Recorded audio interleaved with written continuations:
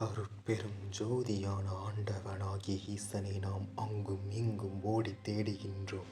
அவன் உங்கள் உடம்பின் உள்ளே கலந்து ஜோதியாக ஓடி உலாவுவதை காணாது அவனையே நாடி பல இடங்களுக்கும் ஓடியும் தேடியும் வளைந்தும் காண முடியாமல் உங்கள் ஆயுள் நாட்கள் கழிந்து போய் கொண்டிருக்கிறது.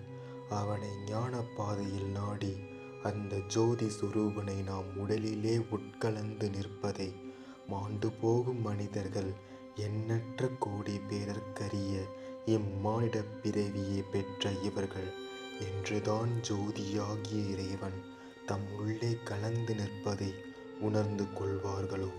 தம் உள்ளே உறையும் உயிரை அறியாமல் அவ்வுயிரை ஈசனிடம் சேர்த்து பிறவா நிலை பெற முயலாமல் அவனை அகிலமெங்கும் தேடி ஓடி நாடி வாடி இறந்து போகின்றனரே. சிவவாக்கியரின் அருள்வாக்கு. திருச்சிற்றம்பலம்.